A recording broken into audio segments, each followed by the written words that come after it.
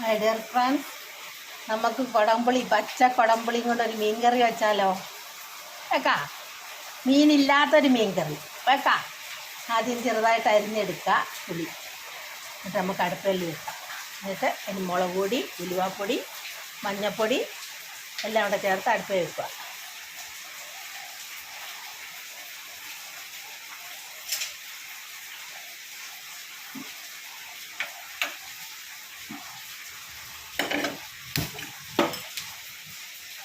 തിളക്കട്ടെ.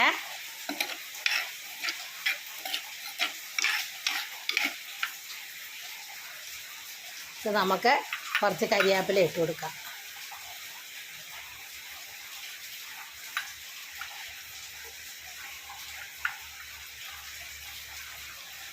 ഒരു 1/4 സ്പൂണ് ഉലുവാപ്പൊടി ഇട്ട് കൊടുക്കുക.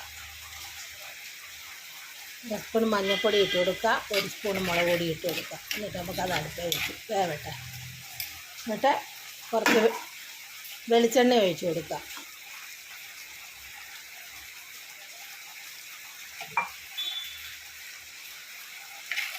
അപ്പോഴത്തേക്ക് എൻ്റെ ചാനലൊന്ന് ലൈക്കും സബ്സ്ക്രൈബും ചെയ്യുക. ശോശാമ്മ കിച്ചൺ കേരളം ബൈ ശോശാമ്മ, അല്ലെങ്കിൽ food channel Keralam by Sosamma. പാകത്തിന് ഉപ്പും ചേർത്ത് വെക്കുക. കുടംപുളി ഇട്ട് നല്ലൊരു മീൻ കറി, മീനില്ലാത്തൊരു മീൻ കറി കേട്ടോ.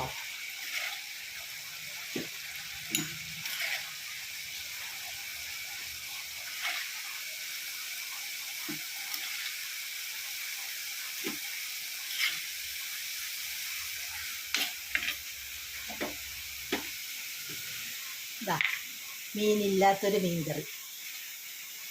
നല്ല നല്ല മീൻ കറിയേക്കാളും നല്ല രുചിയാണ്. മീൻ കറിക്കും കുടംപുളി ചെല്ലണമല്ലോ ഒരു മീൻ കറി രുചിക്കണമെങ്കിൽ. ഇത് പച്ച കുടംപുളി ഇട്ടിട്ട് മീനിൻ്റെ കണ്ടോ, മീൻ കഷ്ണം പോലെ ഞാൻ ചെറിയ കഷ്ണങ്ങളായി അത് പുളി മുറിച്ചിട്ടതാണ് കണ്ടോ. അപ്പോഴത്തേക്ക് എൻ്റെ ചാനലൊന്ന് ലൈക്ക് ചെയ്യുക, സബ്സ്ക്രൈബ് ചെയ്യുക, ഫോളോ ചെയ്യുക, കമൻറ്റ് ചെയ്യുക. മീനില്ലാത്ത മീൻ കറി കണ്ടോ.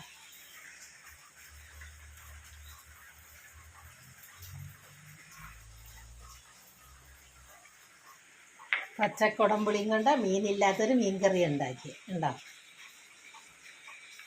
എന്ത് രുചിയാണെന്നറിയാം. ചോറിൻ്റെ കൂടെയൊക്കെ കഴിക്കാൻ ചോറ്, കപ്പ, ചപ്പാത്തി, പൊറോട്ട എല്ലാം കഴിക്കും. അങ്ങനെ ഉണ്ടെന്ന് നോക്കാം. മീൻ കറി അല്ലെന്ന് ഒറ്റ കുഞ്ഞുങ്ങൾ പറയൂല, അത്രയ്ക്കും രുചിയാണ്. മീൻ കറിയേക്കാൾ രുചിയാണ്. എല്ലാവരും ചെയ്ത് നോക്കുക. ലൈക്ക് ചെയ്യുക, സബ്സ്ക്രൈബ് ചെയ്യുക, ഫോളോ ചെയ്യുക, കമൻറ്റും ചെയ്യുക. കുടംപുളി കൊണ്ട് പച്ച കുടംപുളിയും കൊണ്ട് മീൻ കറി പോലും വെച്ചത്.